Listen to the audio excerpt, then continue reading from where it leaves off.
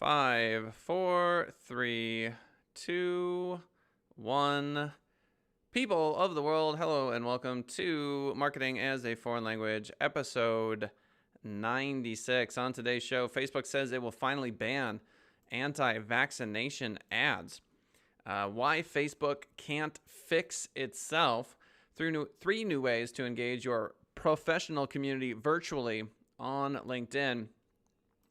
Content is king, the greatest lie ever told in SEO. And last but not least, are press releases still good for SEO?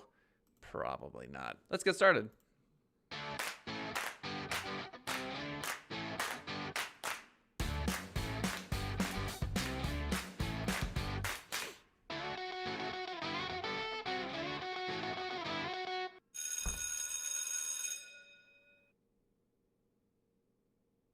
All right. Facebook says it will finally ban anti-vaccination ads. Key points. Facebook said Tuesday it's launching a new global policy that bans ads that discourage people from getting vaccines. This from CNBC.com. All links to all articles are in the description. The company previously had a policy against vaccine hoaxes that were publicly identified by global health organizations.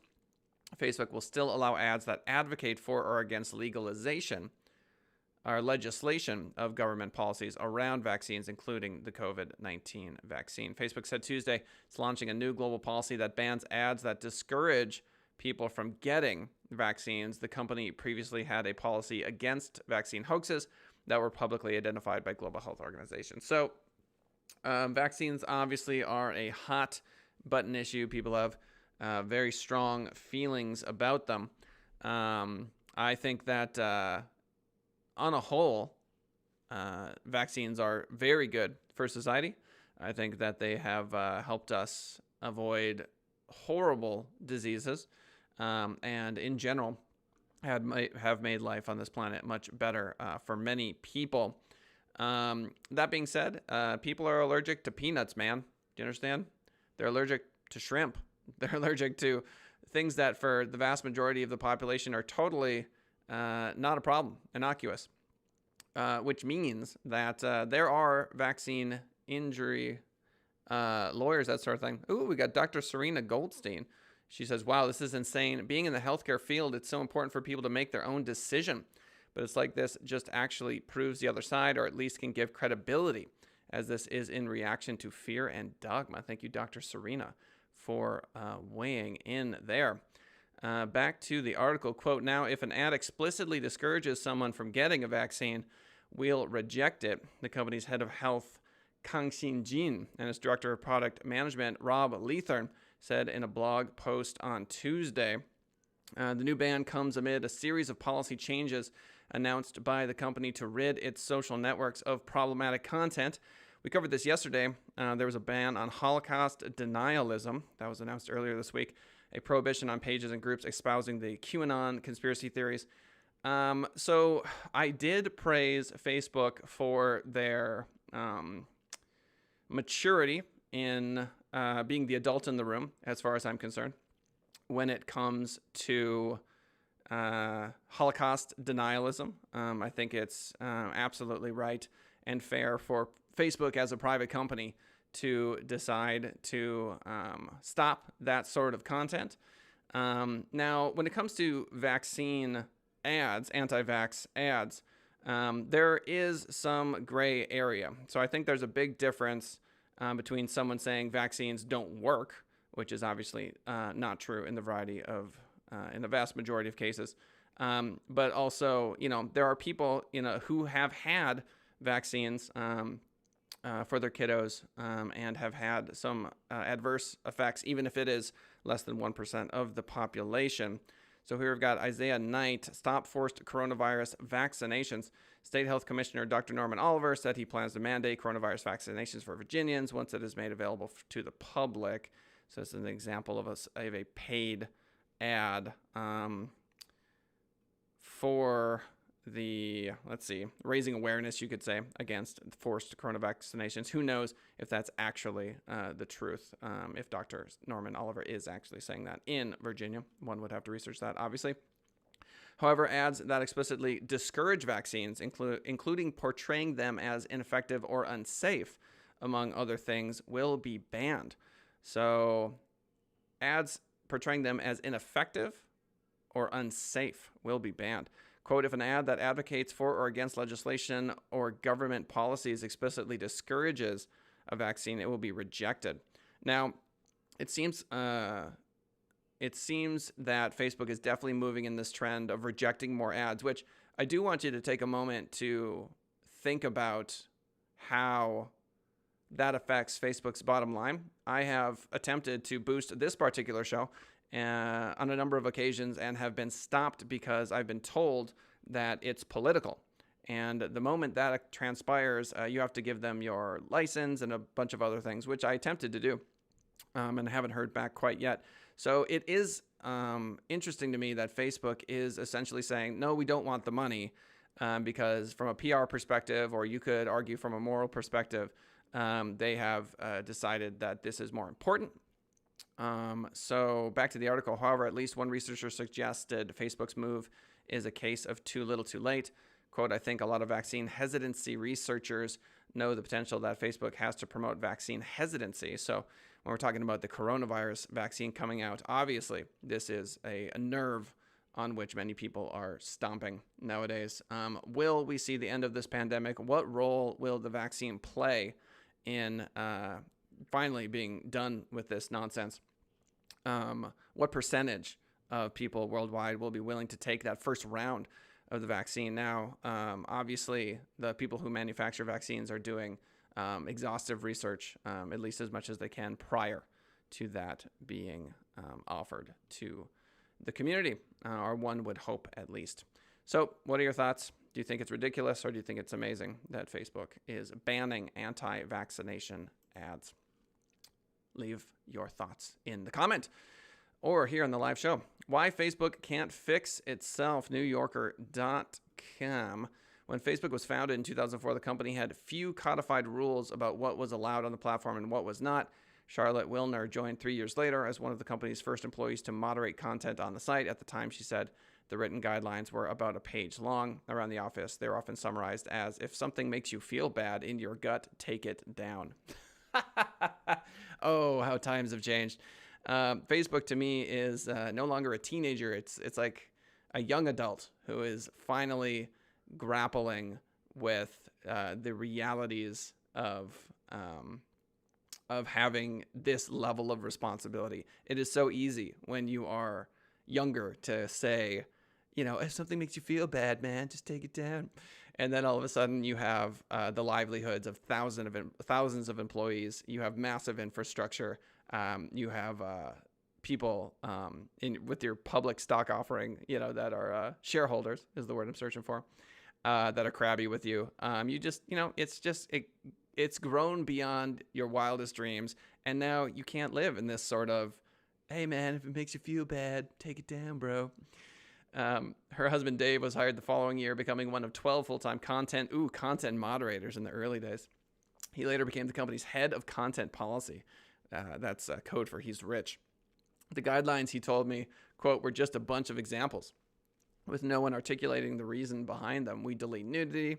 Yeah, it's funny to me that we're talking about banning all sorts of things, Holocaust denialism, anti-vax ads.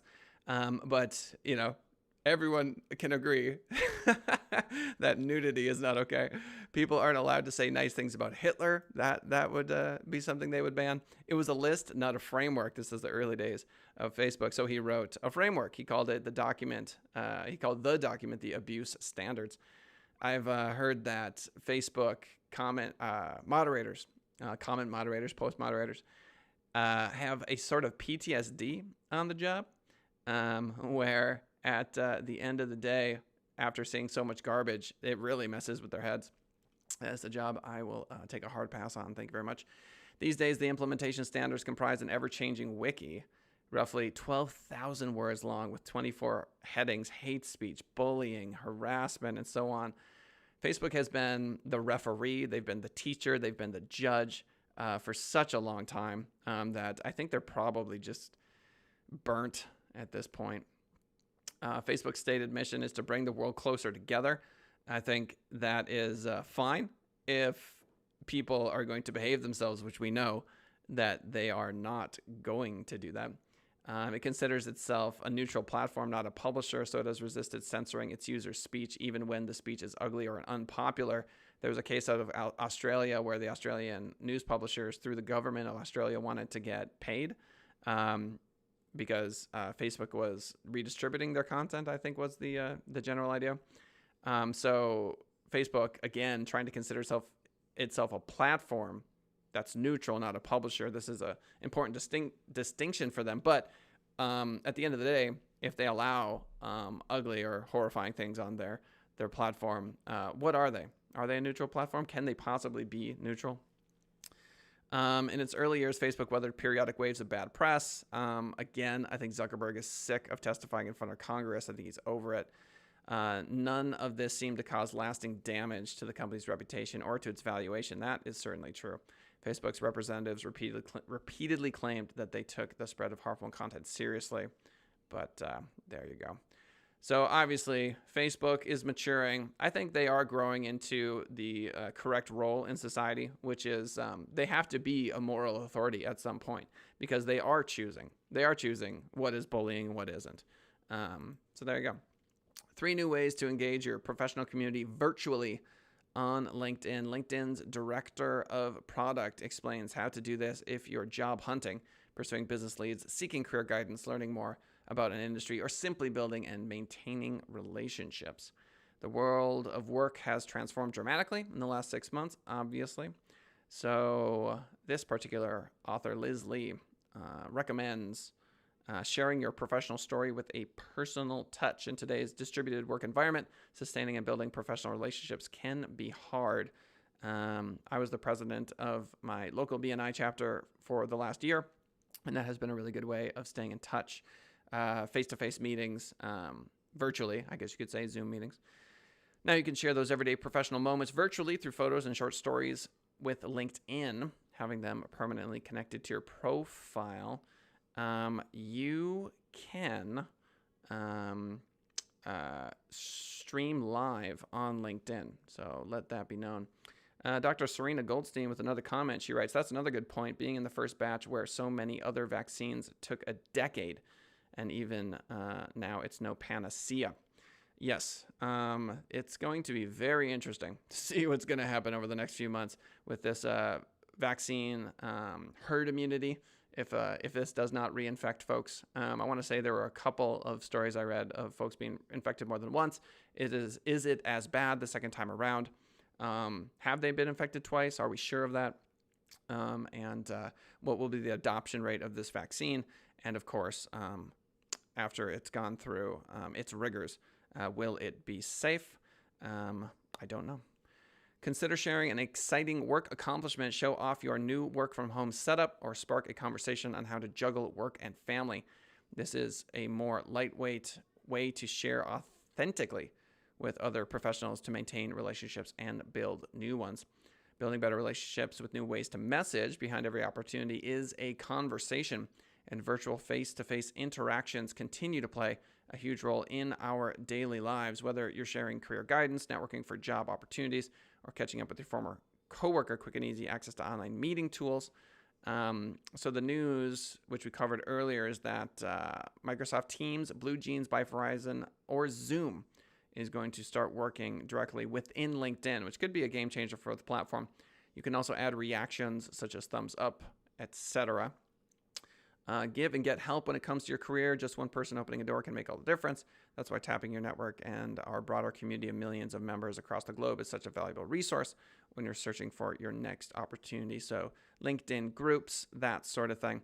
I think a lot of people feel spammed by LinkedIn, and I think joining a group is probably a good way to avoid that. If you're direct messaging someone and you don't know who they are, obviously LinkedIn can be a little seedy, a little spammy, a little lame.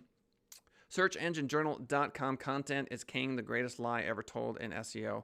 Is this true? Is this not true? If you want to rank in Google. Is content king? Not quite true. In reality, the content is part of a larger puzzle. When we talk about content, I do want to be clear. This live stream is content. Every word you say on YouTube, auto captions, and it is understood by Alphabets. That's the company that owns Google and YouTube's algorithms, which is to say that I'll be talking for approximately 30 minutes. So every single word I say here counts, almost as if it were blog content. Lanesia Kautzman in chat saying LinkedIn is not lame. It's where the cool kids are. And she would know. She spends every day on LinkedIn as a video game recruiter. Best possible career choice.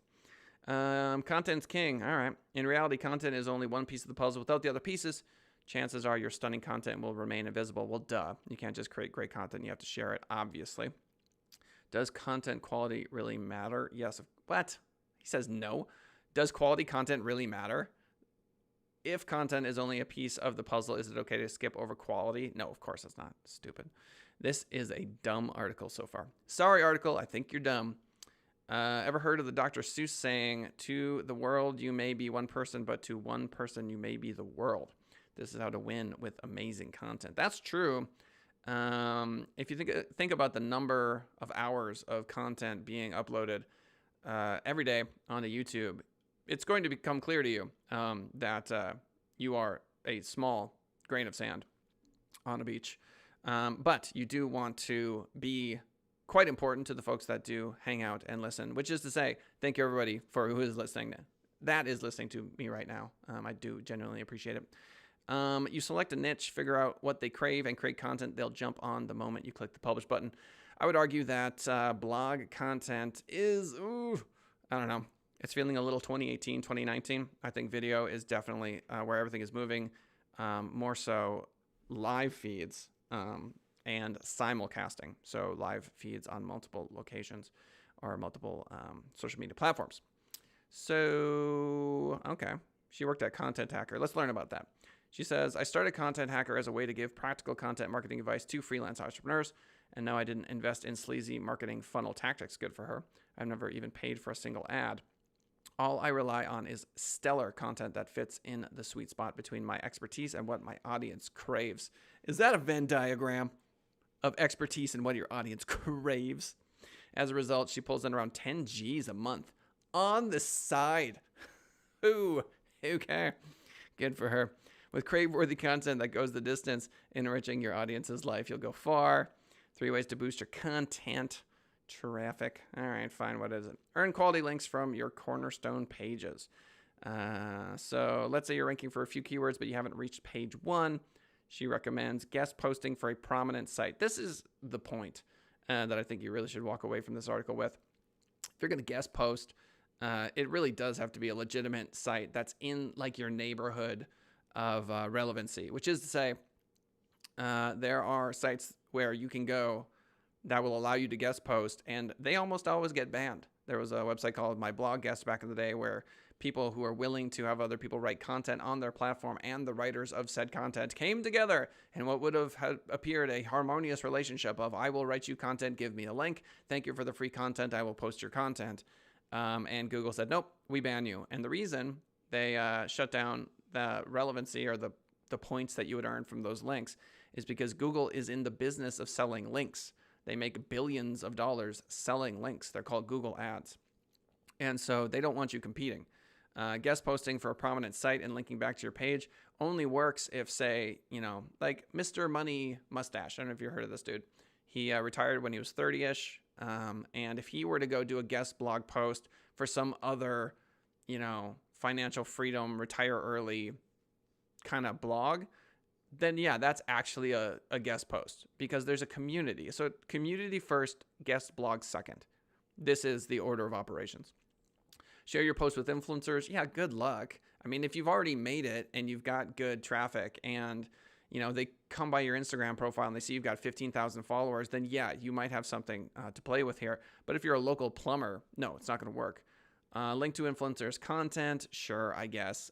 They might link back to your page. But again, chicken, or what is it? The horse or the carriage, which comes first? you have to get the audience first. So what are you going to do to get the audience? I mean, it's pretty much a show. I mean, you can create blog content, hope and pray, but think about it. The internet in 2020 is so incredibly saturated that trying to rank in Google for a new project that isn't a niche without video is incredibly hard. I talked to someone the other day who wanted to create a bariatric surgery, or like a weight loss surgery community blog. And because there are actually Facebook groups, I thought to myself, you might actually have a shot if you're willing to do a show and have people come on and talk about the various surgeries they had for weight loss and share the ups and downs and that sort of thing. It's kind of cool, kind of a good idea. It's going to be a ton of work, and there is competition, obviously. It's incredibly hard to find something in 2020 that hasn't already been fought for years now already. Keep your content up to date. Duh. We get it. Get Google to index your site. All right. Sort of interesting, sort of not. Are press releases still good for SEO? The likelihood that you're doing something worthy of a press release is pretty small. A lot of people try to create a press release because they think it's going to have some massive effect, or it's something that you should do. It's not something you should do unless you actually have something that a news organization might actually be interested in. My sister has a cosmetic company, and she donates wigs to kids who've lost their hair due to cancer. That might actually be a good press release. You understand? Like, we've donated 1,000 wigs. Like, yeah, we finally hit the 1,000 wig mark. Yay, that's a press release. Local plumber decides, to run a promotion is not a press release. So press releases can benefit your brand and SEO. Okay, right, whatever. What is a press release? Seriously? Oh my gosh, this is so bad. This article's terrible. Are press releases still relevant today? The short answer, yes. In fact, there's a ton of successful press release examples. Sure. Inform people of a big event your company is hosting. Look, if you're running a press release and you aren't actually really stoked about something, it's, again, a horse carriage problem. Do something inspiring, number one. Number two, write press release. It's really that simple. Anything other than that is just kind of garbage. It's spam. And it's just, I don't know. It really just kind of bugs me, to be honest with you. So Facebook says it will finally ban anti-vaccination ads. So again, are vaccinations a game changer for humanity? Yeah, they certainly are. Have they made a lot of people much more safe than we used to be? Yes. Am I, by and large, pro-vaccine? Yes.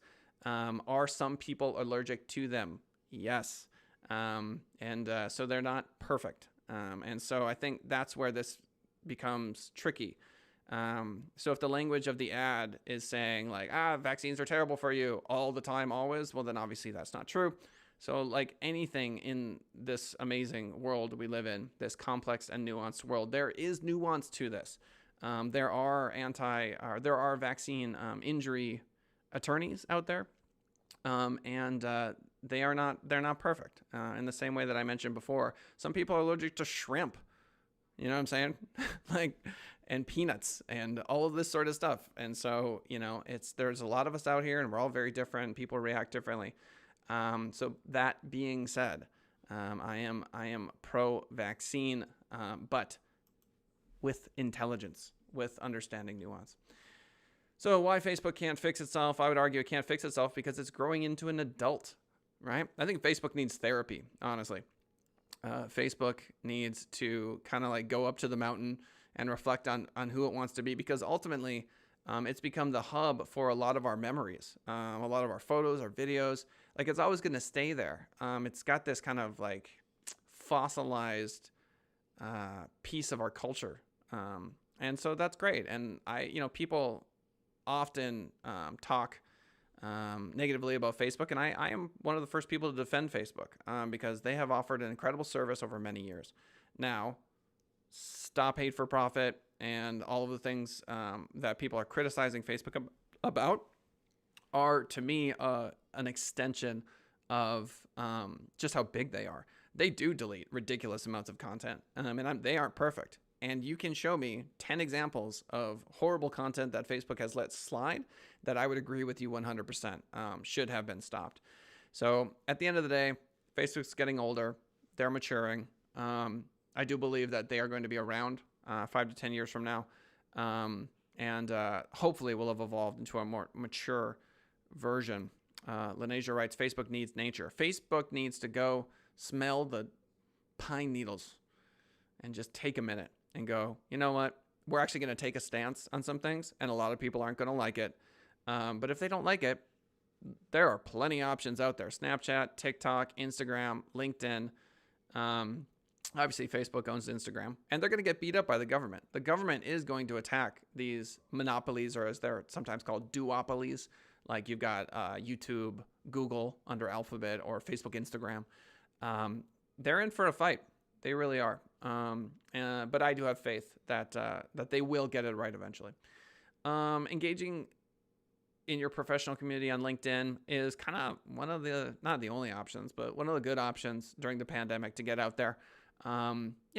Spending 15, 20 minutes actually joining communities on LinkedIn is probably not a bad idea. And now that you can actually do Zoom calls, or I believe you can, on LinkedIn, that kind of opens up a whole new world, like Aladdin and Jasmine on the flying magic carpet. Just saying. And, okay, content is king, the greatest lie ever told in SEO? No, I wouldn't say it's the greatest lie ever told. Do you need backlinks? Of course you do. Does your content need to be incredibly good? And do you need to share it everywhere? And should you have a podcast? And should you have a show? Yes. Yes to all these things. But sometimes people just don't have the time. And so they just run Google ads or pay an agency to do as much of this as you can for a reasonable amount of money. Not that I would know anything about that. And last but not least, are press releases still good for SEO? Not really. Not unless you're actually doing something worthy of a press release. Ladies and gentlemen, shout outs to Dr. Serena Goldstein for swinging by chat today in Lenasia. Much appreciated. Loving the comments. You know me. 10:30 a.m. Pacific Standard Time. That's when the show is every single day. Streaming live on LinkedIn, Facebook. If you want to subscribe to us, all you got to do is remember the name of the show. Marketing is a foreign language. Type that into YouTube and voila. There you are. Much appreciated. We'll see you all for the next episode tomorrow. Same time, same place.